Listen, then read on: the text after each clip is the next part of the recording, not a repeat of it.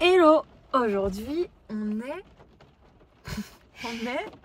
on est mardi et du coup qu'est-ce qu'on a fait aujourd'hui, mais surtout qu'est-ce qu'on a fait hier. Donc hier soir, comme je vous ai dit, on est allé dans un autre camping parce que on a eu des petites peurs. Donc voilà, on est allé là-bas, on a mangé, on s'est couché et voilà. Cette nuit par contre on a eu grave froid, enfin franchement il faisait vraiment très froid.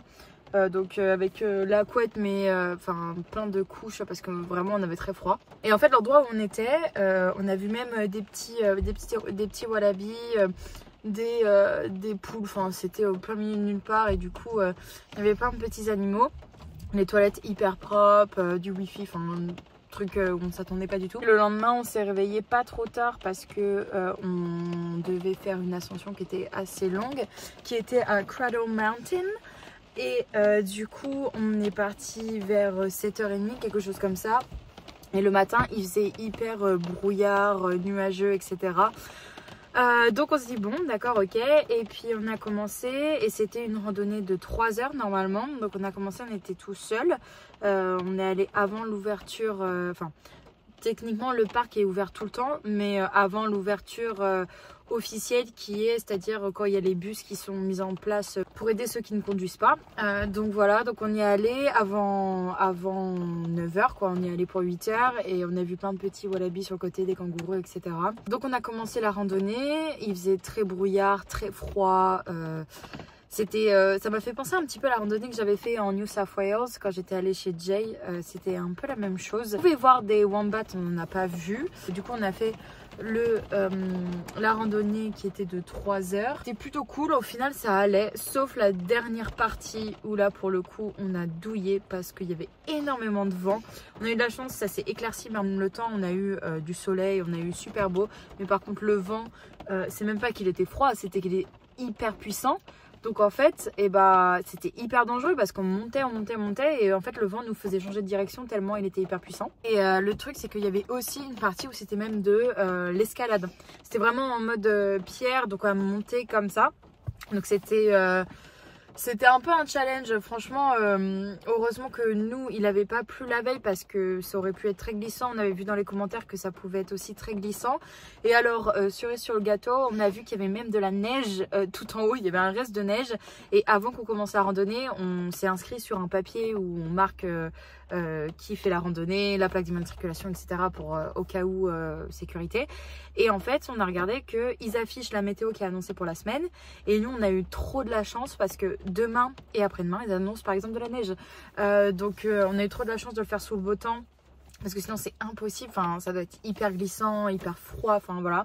Et on est monté à 1200 mètres d'altitude, tout en haut. Donc hyper contente, hyper fière de nous parce que c'était une sacrée expérience quand même. Et puis avant on est redescendu, puis on a longé des lacs. Il y a plein de lacs dans la région. On a longé les lacs, on a fait le chemin retour.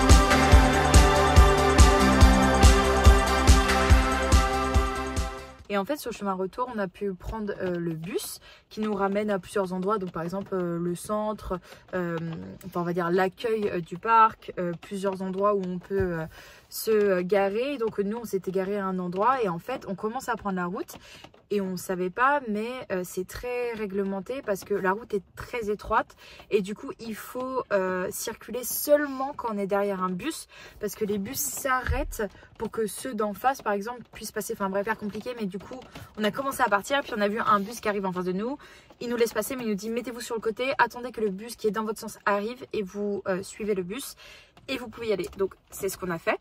Donc la randonnée ça nous a duré, en vrai ça nous a duré 3 heures, donc à prendre notre temps, à s'arrêter, etc. Donc ça allait.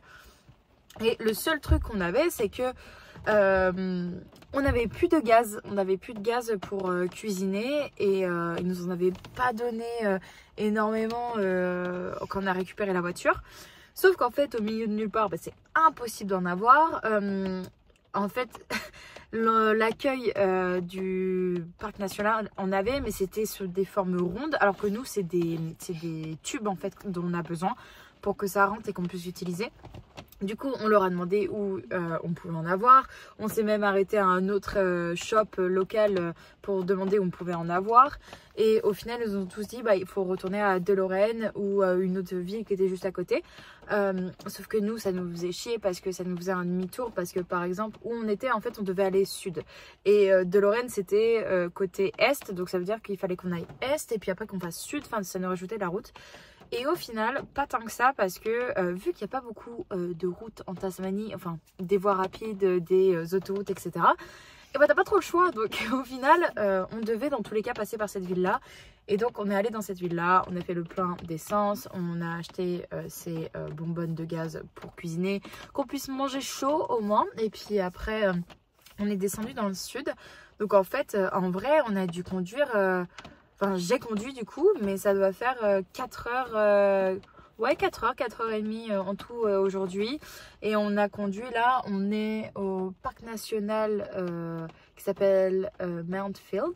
On s'est arrêté à un endroit pour dormir, sauf que cet endroit pour dormir, et ben, je pense qu'ils ne font plus camping, c'est-à-dire que sur Google, il y a encore l'affiche avec écrit camping, etc.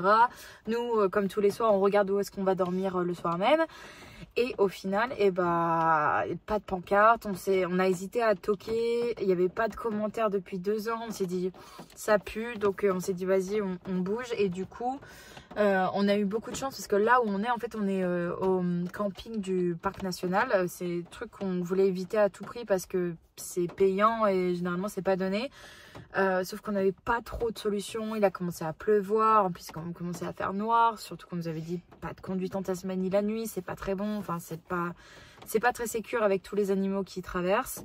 Donc on voulait juste arriver à un endroit, et en plus là où on est, l'endroit où on va dormir ce soir, il y avait un commentaire qui disait qu'il y a 4 jours que c'était fermé. Donc on s'est dit bon vas-y on essaie quand même.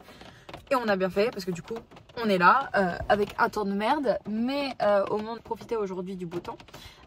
Et normalement cette météo de merde est censée s'arrêter normalement cette nuit. Normalement il doit pleuvoir un petit peu et puis après ça va s'arrêter.